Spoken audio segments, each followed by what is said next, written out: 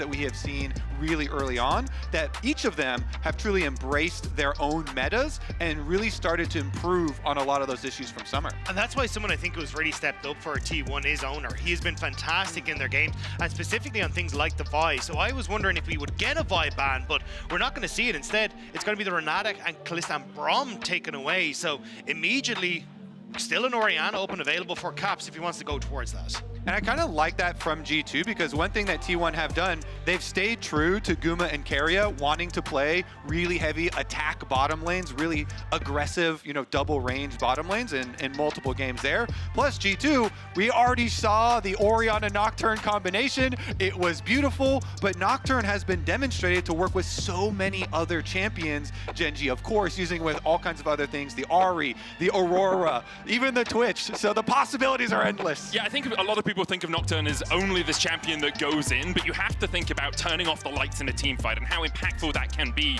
We talked a lot backstage, Dagda. You were pontificating on if you leave the Nocturne up, will we see the Orianna immediately picked up by T1? But instead, it's the Ahri here for Faker. And that's what I thought we'd see, is the Orianna taken away, and then you'd have some adaptation for something like a Nico or something like that coming through for Caps to try and facilitate alongside the lights being switched off. But they're going to go back towards an Ahri Skarner, which I'm not a big fan of because I think it lacks a lot of damage in that mid lane. But it does mean that you're going to be relying on someone like Gumayusi to come out with something like a Kai'Sa or something along these lines to really be that damage dealer for the mid game and facilitate this low damage mid jungle combo. And the biggest thing to me is for T1 is almost always Zeus, and I'm very happy that he's on red side. So you're like, oh, okay, they got a Skarner jungle, they're gonna have some tank there, but Zeus having basically guaranteed counter pick possibility for him, I think is huge for T1, since to me, Broken Blade has really become such a big force for G2, and his flexibility was one of the biggest tools that they used, the Galio counter pick into the Rumble and whatnot, but in this game, he's probably gonna be forced to blind. I think it's also curious if you end up leaving the counter pick for Keria, right? Because I think he has been fantastic in that role where he's been able to get that R5 counter pick, bring out some unusual supports like the Nico and that, and then try and terrorize you through that. So maybe that's it, but with the Jax now locked in, potential here to just take that counter pick immediately for Zeus. Exactly. Now you can counter pick with both roles. Yep. Best of both worlds. Let's see what they decide to lock in early here before the second round of protection bans come in. Jax is something Broken Blade's relatively comfortable on, his fifth most played. Gragas is going to be the lock. This is a long-term known counter pick into the top lane. If the Jax ever tries to jump in, you just body slam him away. You can also out-sustain him in a lot of matchups. And I have a fun fact, because I was just looking at Zeus stats, and I was scrolling down, and Gragas is one of his top 10 most played, and it is the highest win rate within that top 10 pack at 83.3% win rate, career long for him. Not only is it a very well-known pick into Jax because of the body slam, because you can keep Jax at a distance and deal with the Counter-Strike, but also it is one of his highest win rate champs. Yeah, I mean, he's been absolutely exceptional when he gets hands on it. I think when you're looking at a combo that is definitely, hey, we want to jump in on top of you with Nocturne, with Jax, with more than likely another engage support for Mickey, having that disengage off the cast is going to be so important, and you can already see they're banning away a lot of those immediately.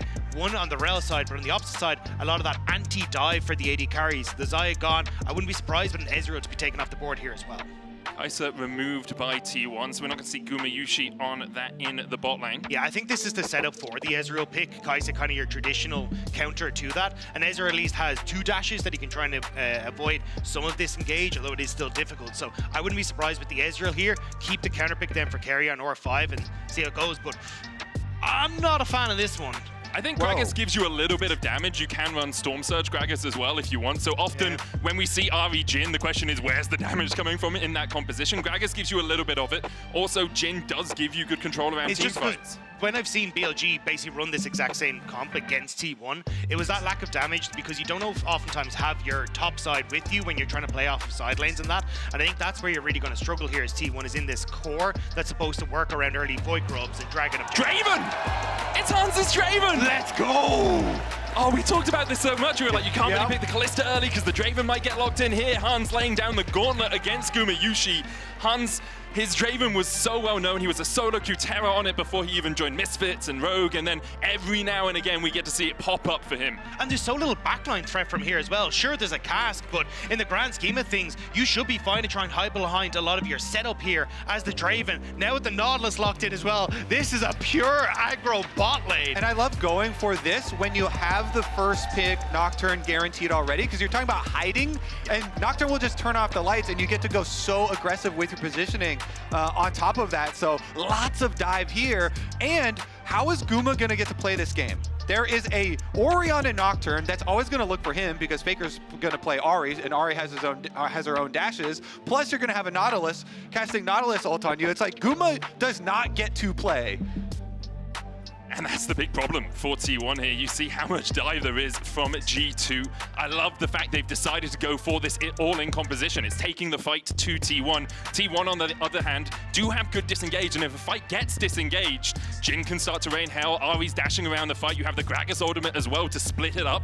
It feels like T1 in multiple small skirmishes might be able to win as opposed to a full-on 5v5. Yeah, I think it is still a little tough because I think G2 did a good job of getting rid of a lot of these anti-dive tools like the Renat and the Tam Kench, right? So sure, you've got some fight back with the Ahri and the Gragas, but you still at some point have to turn around and fight, and then you're running into things like a Draven and that. So I think G2 definitely on paper have a good start. It's just about can they have a good early game to facilitate that. And I will say, T1, they have had some good early games, and they have a lot of pick potential on their side as well. If you're looking at things that will make it difficult for Hans to play, Leona ultimates, Zeus, very, very good Gragas. Chengdu, it all came out in T1's favor. Here, the European fans behind them.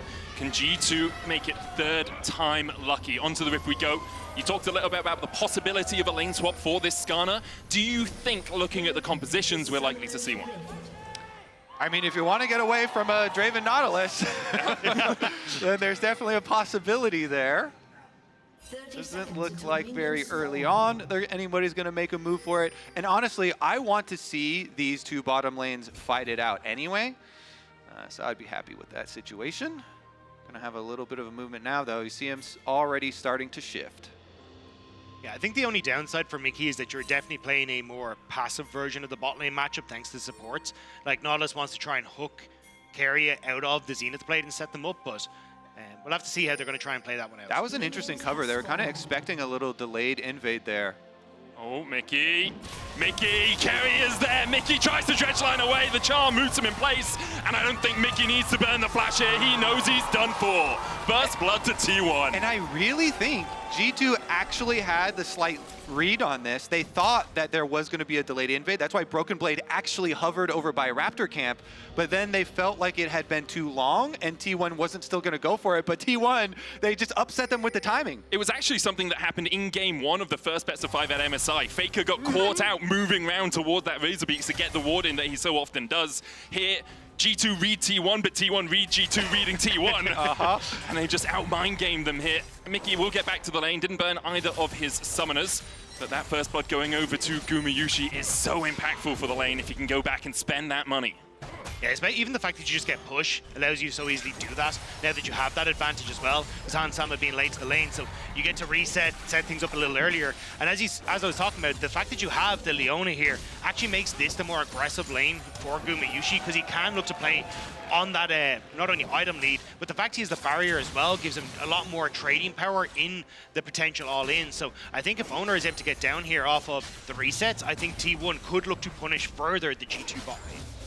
And if you look at those junglers, Yike is the one clearing down towards the bottom side, but Oner's going to make a quick move over here because they know that they were able to sweep out Mickey's ward, and he's got a path towards Caps.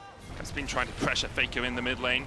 In comes Oner, just wide. Caps able to sidestep it, but might have to burn the flash to get away from the charm. It misses too! Caps with the fancy feet. So smart from him, dodging towards Faker, even though Oner coming behind him, and it's a little bit dangerous going towards the Ahri. He's able to avoid both of them, sidesteps the Skarner as well as the charm. Just nice job hiding in front of the minions as well, constantly sidestepping so that then you're always having some body block in front of Faker. And now, that kind of alleviates a lot of that pressure for Caps in the mid lane. Plus, when you look at the Yike, he just continue to farm up, so he'll get a bit of a quicker reset off and can be back on the map first.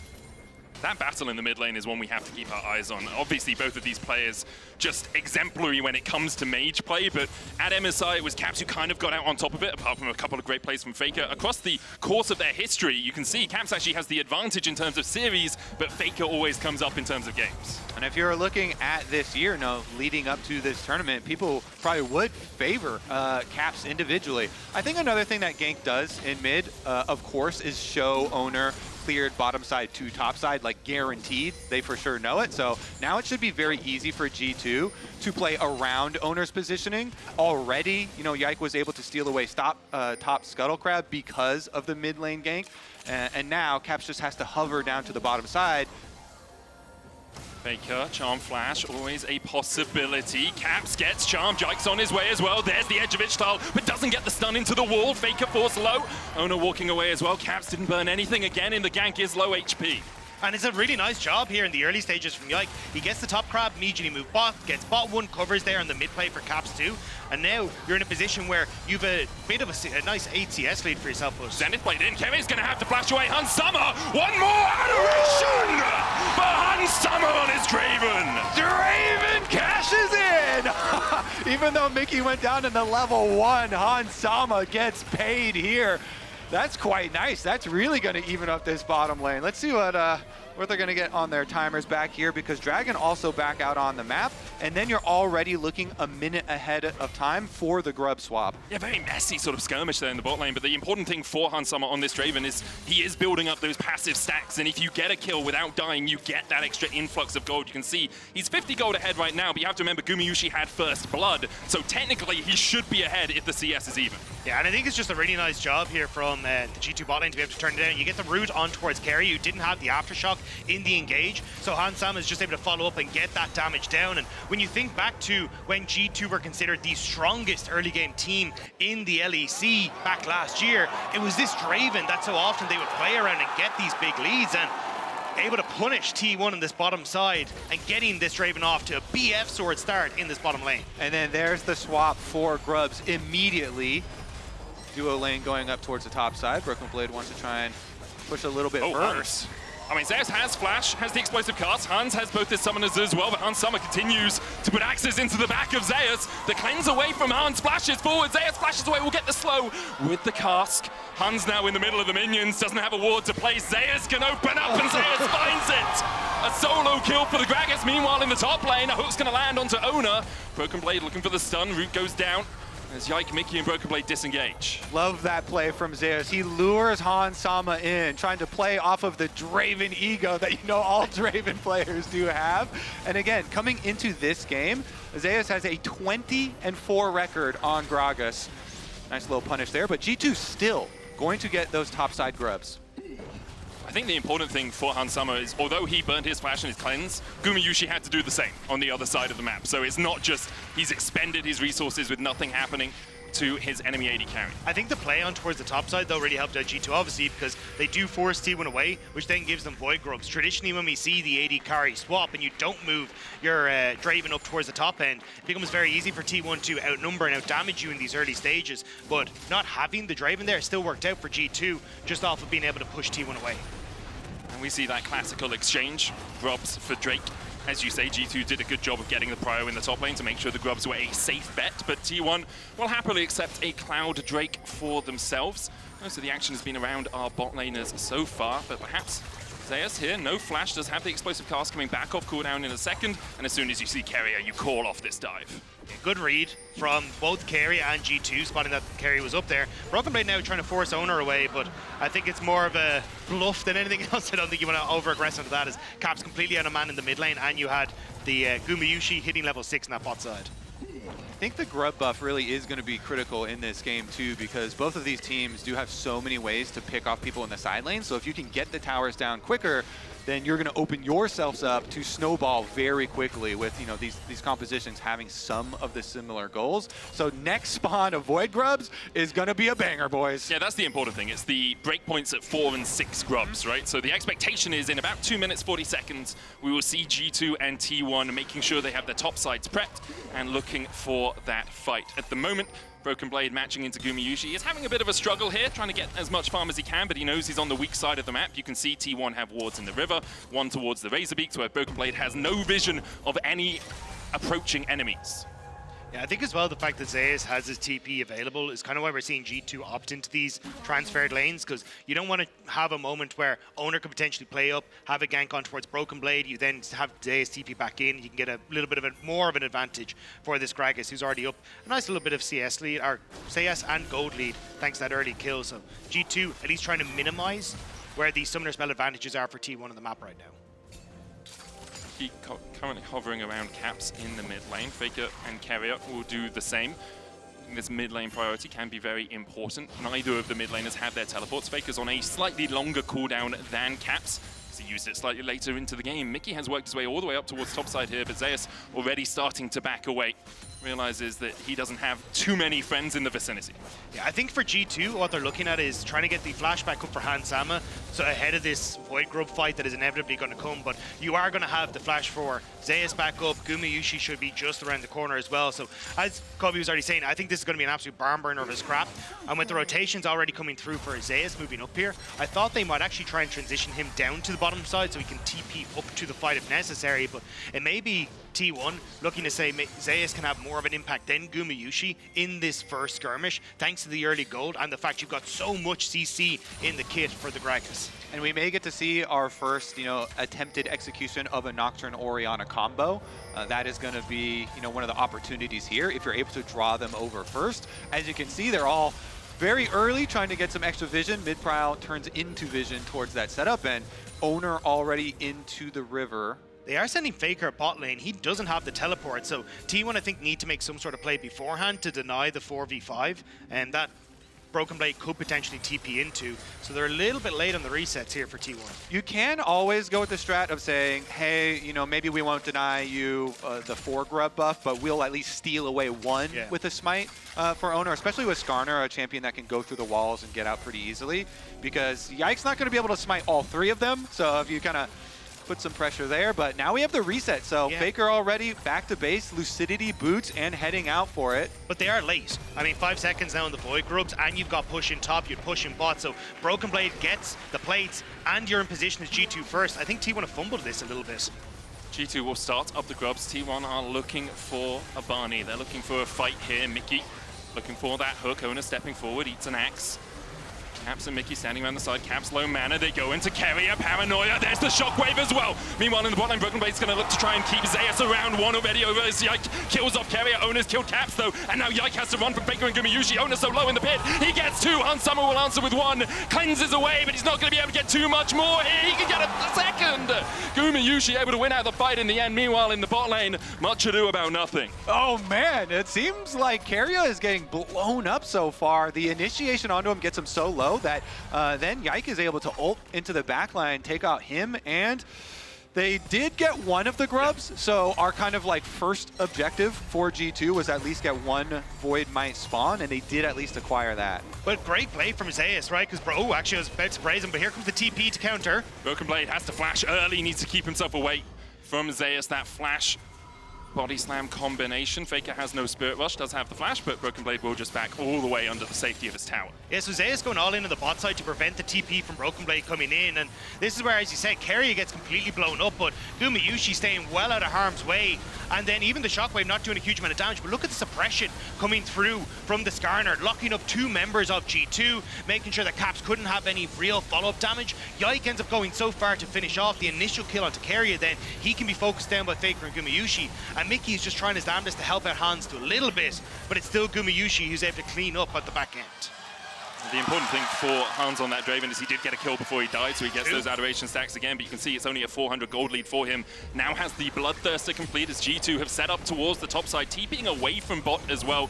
Broken Blade giving up the Ghost on that tower. Zeus going to get hooked in here. Still has the explosive cask and the flash. It's more Mickey acting as a distraction as G2 try and rattle their way through this tower. They'll take the second turret of the game, and they continue to push forward here. 5 grubs helping them out quite a lot in taking these towers quickly.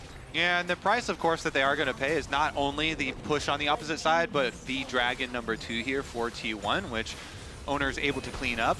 Faker does not have teleport. Already used. Zeus caught out with the counter-strike, though, and Zeus is met with the whirling death. The curtains open, and Summer's so low, but Broken Blade can tank that up well enough as G2 managed to escape with a kill. Caps is looking for a little bit more, though. Gumayusi has the flash, has the barrier, and I think G2 realized they can't really dive this. Yeah, but look at the bot side. Faker's completely pushing in. Gumayusi's still looking for more. Broken Blade gonna have to place a ward so we can hop on out of there. There it is, but as they went for that engage, Mickey hooked on towards Zeus right as the cast came through, so I think it ended up a little bit more wonky than expected, but T1 are picking up so much on the map. Yeah, I think the calls from T1 in response to that commitment from G2 were very, very good. T1 did not panic at all. They also did not over-allocate resources. They only had 3 people to defend under the dive, and they're like, it's fine if you kill someone, we're gonna get a return kill and stop your 5-person push. And they just had Oner, instead of coming to try and trap, he just pushed mid lane as well. So not only Faker pushing bottom lane, but also getting that push there. It's these small things. Caps locked against the wall, but knows there's no one else in the vicinity to really be a threat. The game's so even so far. That's what I was about to say. 14 minutes in. To 7 plates. A lot of the top side objectives going to G2. Dragons for T1. Rift Herald started by T1 here, though, means that they should be able to get that advantage when it comes towards the objectives. And already, with the pressure that you can have with Faker on these side lanes, I think that's where you can transition Faker from side into mid and look to crack open this mid lane structure. I think this is what we were all hoping to see as well, though. Like, 14.5 minutes in, the gold within 100. The difference between the lanes is, well, top side is winning for T1 and bot side is winning for G2. T1 do have those 2 Drakes in their pocket. As Oner secures the Rift Herald as well. There's a possibility of a dive in the bot lane, but diving a Gragas is a very tricky affair. Solar Flare comes out, Mickey able to walk out of it, only gets slowed up. Yeah, Keria once again coming for the defense here under towers. T1, that has been the priority, and now after resetting with Rift Herald, T1 have a lot of options for themselves. Looks like they're going to try and fight G2 off of this bottom quadrant of the map. I saw this not work out for DK yesterday. We'll see if T1 have a better affair as there's to suppress immediately. They lock them in. The shotgun coming out as well as Broken Blade tries to survive. The tower will dive, but Caps is low. Faker diving forward, the paranoia on him, and Mickey's going to be the first to pull. G2 all hail the retreat, trying to get the hell out of here because T1 are hungry for blood. Faker will find another as T1 find 2 in the bot lane die. T1 read G2 perfectly. Faker had already moved in towards this bottom side, and the second Broken Blade leap striked in, Zeus was like, you're all mine. The cask into the blowback and immediately kill him afterwards. Great stuff by T1. This Zeus Gragas that he has pulled out here looks like he's going to even further improve on his win rate with this champion with how he's playing. He's just been... TP behind.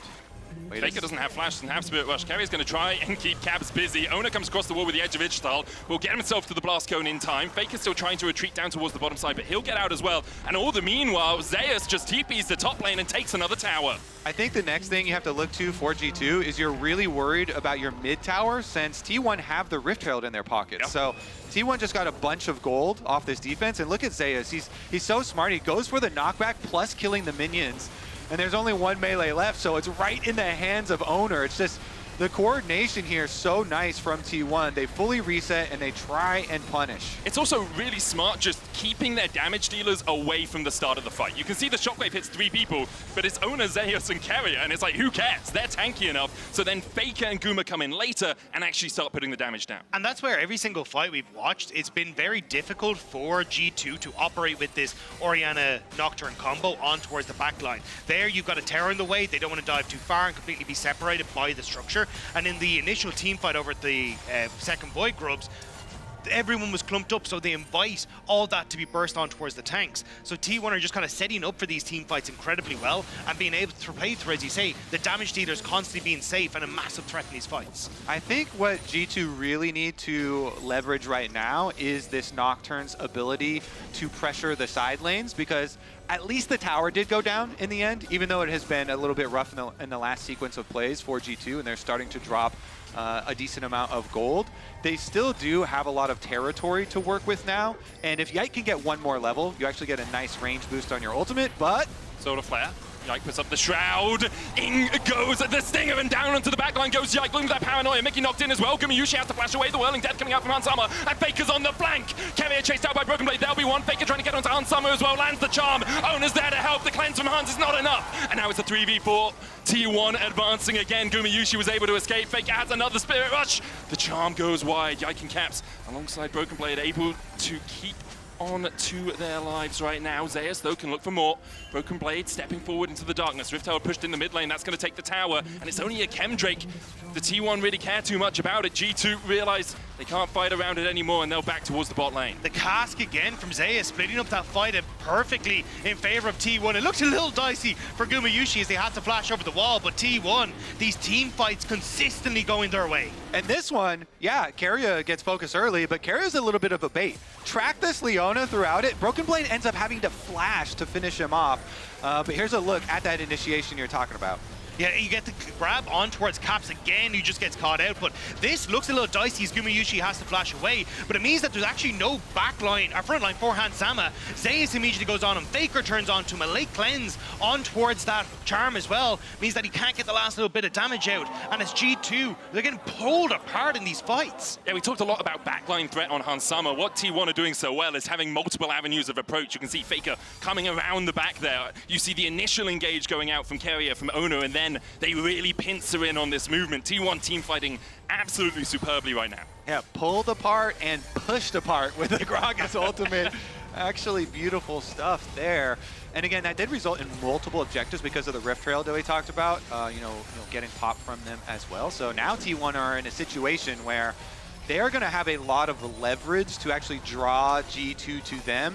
G2 really wanted to be in the position this game where they could actually dictate first before these objectives are coming up, but because of how the last few minutes have gone for them, they're going to have to be reactive and come up with some outplays. But it's going to be really tough because look at Faker's build. Hasn't gone for your traditional, pure control mage. He's gone for this split push build where he's looking at the Lich Bane to say, hey, I can start to take structures very well. I can have a ton of threat on side lanes. And it's basically leveraging the fact that Orianna sucks in the side lane. She does not want to be there. She's incredibly vulnerable. And Faker just saying, cool, well, I'm going to push out everything on the map, making it impossible for G2 to try and play through Orianna Nocturne and just draw again G2 further around so T1 can continue to put the pressure on.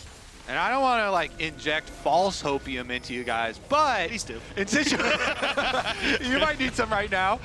In situations like this are when I've actually seen G2 shine a lot, when they are forced to come back in creative situations.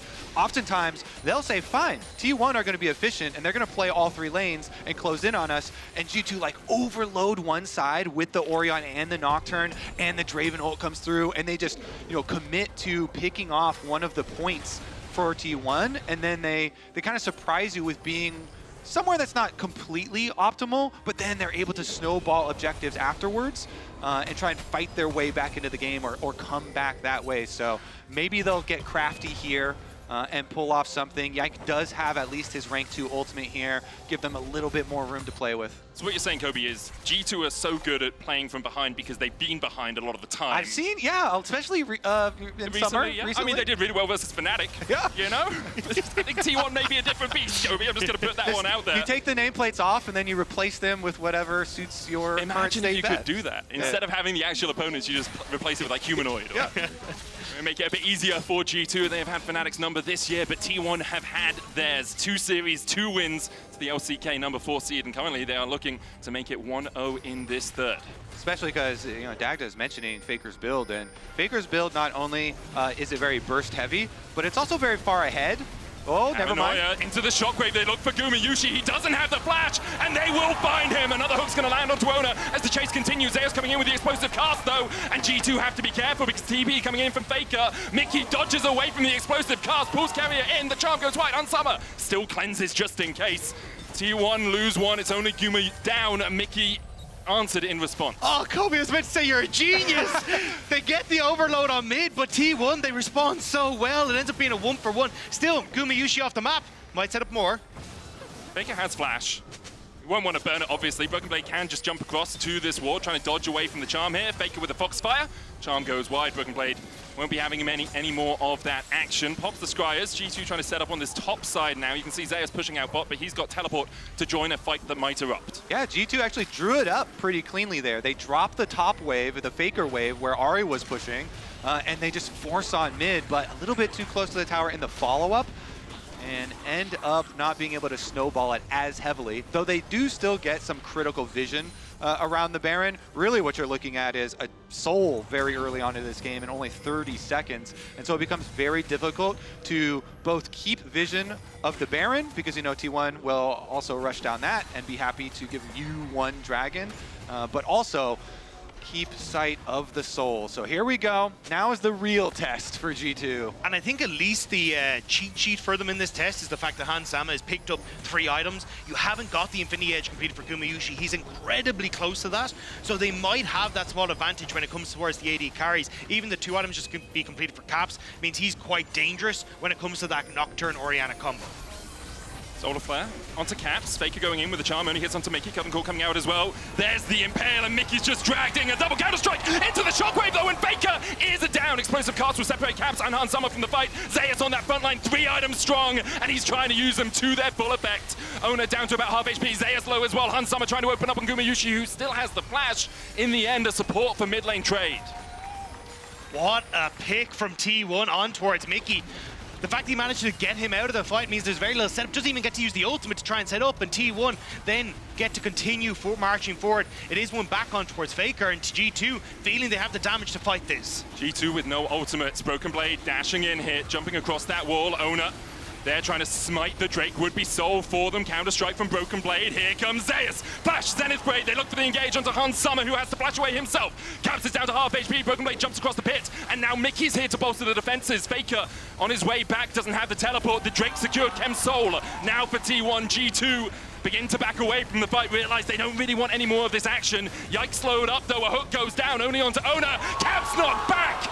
Zeus finds him! And now Yike's running for the hills, locked up with a captive audience. Yike down 2. It's a Baron on the cards for T1. G2 took the most dangerous route out of that fight, and T1 were happy to collapse. They're going to be able to move over towards the Baron. I don't think he can go for this as a contest here for G2. Mickey, yes, has the ultimate available, but it's 5 members of T1, and Faker is fishing for the charm. Hans has the Whirling Death, maybe looking for a steal across the wall. Faker back. There's a little bit of vision here for G2. That wall just outside of the pit, giving them a sense of what's going on inside it. Broken Blade looking for the flank. No flash on him, but does have that Grandmaster's Might. Mickey looking for the engage, but realizes pretty sharpish that he can't go for it. Still charmed up. Spear rush forward by Faker. There's the curtain calls as well, and there's curtains for Mickey. Keria takes him. And T1 take the Baron. They are in firm control of the game as Hans Sama's overstepped 2. Hans Sama's down 2. T1 6k ahead, a soul, a Baron, and maybe more of his Broken Blade's charmed. And T1 continue to collapse. The jump away from Broken Blade will keep them safe for a moment, but T1 are knocking on the door. Dude, Zeus is just the GOAT. He's MVP, holy moly. He is such a playmaker. You think of the God of Lightning with him, but, you know, God of the Cakes in this game. Really, really impressive. Game number 1 here so far for T1, and after the Baron push, already taking mid inhibitor, they have so much money to spend. You have to think it's going to be a quick reset for them and right back out to pushing. They have so much money and so much time. Still 2 minutes left on that Red Bull Baron power play. They've already got 3.5k off it. Mickey contributing to the Nautilus Death Thund. Misses the hook as Keria goes wide with the Zenith Blade 2. Mickey has to flash away. It's another engage tool lost for G2. I mean, it was nearly another death for Mickey. Nearly going to be 0-8 in this game, but G2 now starting to push out. T1 did stick around a little bit long, so maybe G2, if Faker separated field, they have a chance to go in, but I think it's still incredibly difficult because, honestly, that's only a flank angle for Faker. Very small window there to engage. They did have a little bit of vision. A TP coming in. Zeus will be the one on the front line. Faker will be the one on the back, but Zeus immediately locked up. You can see how much damage he can tank. Faker going in with the charm, it goes wide. Zeus almost falls to the whirling. He's alive, and he still has the locket. Faker dodges away from the hook. Zeus going back in, and there's your contribution. Mickey falls, the shockwave from Caps. All it can do is buy him a second to wait. The flash charm from Faker. It's all done, it's all over. But the Nexus falling, T1 are gonna go 1-0 up. Zeus can do no wrong. TP's in to what should have been his death, but instead it's T1 killing G2 and taking game number 1. T1 may have limped through summer, but this is Worlds, and they are here to stay. Broken Blade and Yike trying to do anything, but they still have the Impale, the suppression afterwards with the Edge of Ishtar, the chase onto Yike, the explosive cask, and as you say, Zeus godly with his placements today. The Nexus towers fall, and T1 will go 1 game away from Paris and quarterfinals. Mickey gets a kill. Worth. Nexus for the support The kill. mental game. It's the mental game. Holy moly. The god of cracking a code one on your screen. That was absolutely insane from Zeus, and G2 looks stunned. That they do. We'll see if they can bounce back after this short break.